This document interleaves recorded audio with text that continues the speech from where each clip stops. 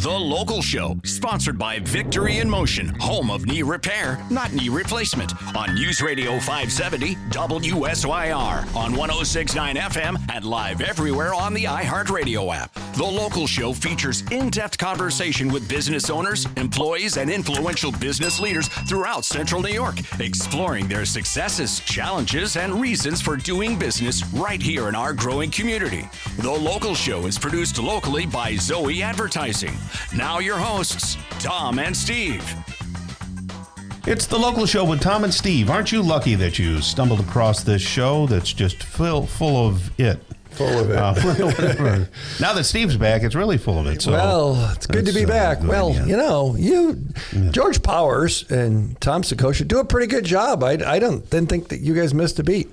Sounded great to me. No, yeah.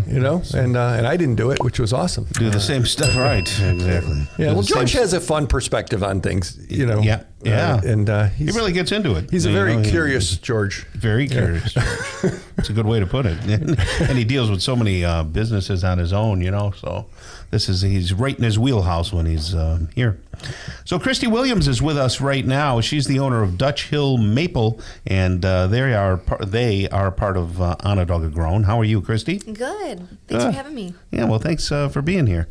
Talk about you throughout the year. A lot of times when we're out and about, during spring, and then, of course, as it gets to fall and we see your Dutch maple, I always say, yeah, that's Christy's family there, and all that. Give us a little bit of the history. When did you start in the business, and how did you get around to maple being a big part of it? Sure. So I actually grew up knowing nothing about maple.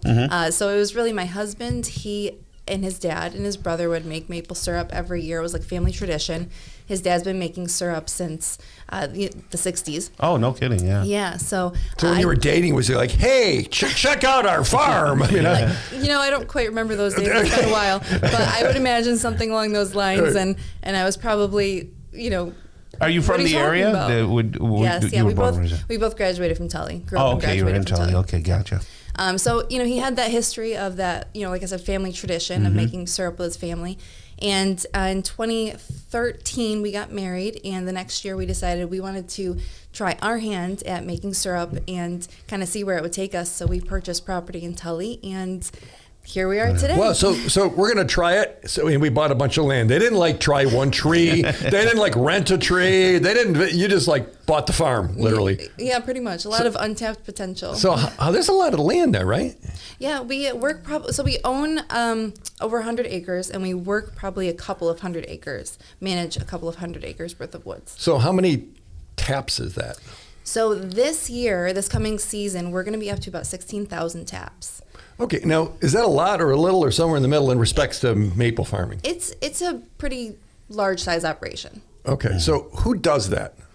It's mostly my husband. My father-in-law helps with production. My brother-in-law helps with production, and I work on the back end, doing orders and all of the kind of computery type of fun stuff. Yeah. Did you guys know Dave Knapp? Did you grow up around? How could you not know Dave and be in Tully?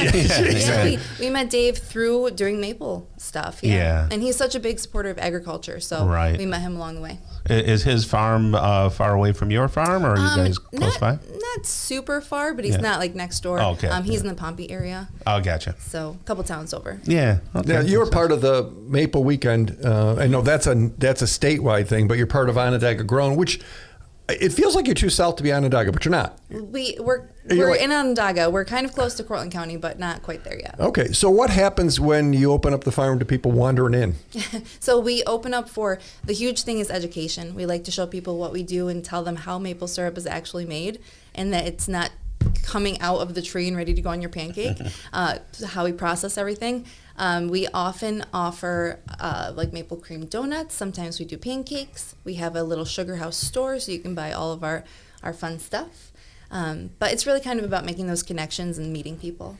So just in case someone's been in a coma, how is maple syrup made? So we have lots of maple trees.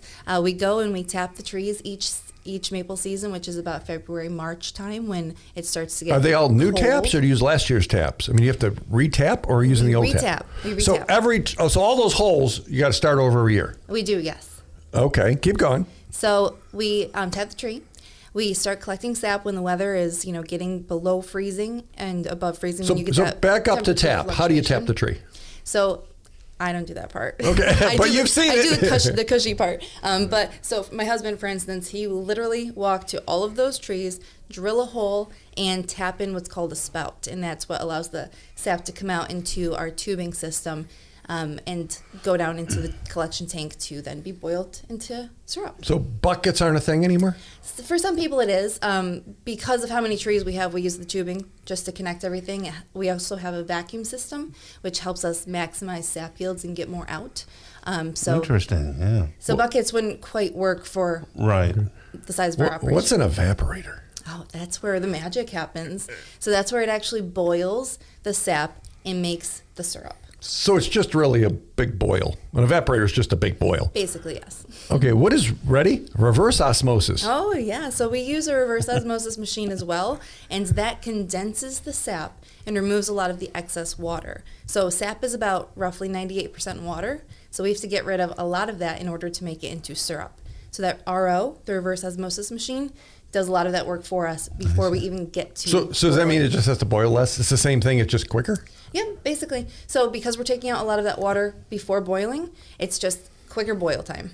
So it's increasing our efficiency. So if someone buys a gallon of maple syrup, which is a lot of maple syrup, how much sap did it take to make that gallon of maple syrup?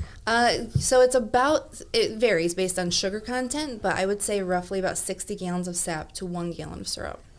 So we have like That's a lot of- hundreds of thousands of gallons of sap coming in. So what do you do with the water that comes on? Like you got the sap, the good stuff, and then you get the water. Do you just drop that in the parking lot, or what do you do with the water? So we don't waste anything. We actually use that. We want to use those natural resources. So we save that water. It gets pumped up into what we call our water room, and we use that for cleaning our equipment. Very nice. Do you do anything else at the farm, or is it just all maple? All maple. All maple all the time. So this time of year, what can people participate in the maple thing? So if you got Thanksgiving and Christmas and the holidays, do you slack off now, or are you in a coma, or what happens? Cause, No, I wish. No, actually, we really ramp up this time of year. We do a lot of gift options for the holidays. So we get a lot of orders for our regular products, syrup, candy, all of that stuff. But we do lots of gift baskets. Yeah, I'm going to go home to a pile of orders to work on. So when you go into a store and you're traveling, am I the only one that looks at the back and goes, where did this maple syrup come from? Oh, yeah, we do that all the time. Do you? Yeah. So is it just political, or is it, people like Vermont, people like Vermont maple syrup is better, Tom? Does it really? There's no... I don't know if you can actually ask me that, because I'm going to, of course, say New York maple syrup. Well, tell me why. Tell me why you defend New York. Well, I mean, personally, New York is just obviously best because that's where we're here. That's our backyard. Everybody naturally thinks of Vermont and Canada, which, they make great maple syrup. If you're, making it up to the standards that it should be made, it's going to be great maple syrup. But when it's right in your backyard, it's Onondaga Grown. It's Onondaga Grown. Does it be have the a different best. taste? Is there any difference in the trees? You are going to get a the slightly taste? different taste from different areas, and that's based on a lot of environmental factors. You're going to get that maple flavor, but you might get a little bit of a buttery hint, or different things like that. So can people order on the website, DutchHillMaple.com? Yes. So if they want to get maple gifts, locally grown, Onondaga grown stuff, they can order right from you and you'll ship it and the whole deal? Yeah, we'll ship it, or if they're local, they can do contactless pickup. Okay, you pick it up down in the farm, and I've been there. It's pretty amazing. You have that building's not very old that you have there. No, we built a new sugar house in 2022. Yeah, very sharp. Well, we appreciate you joining us today. Thank you.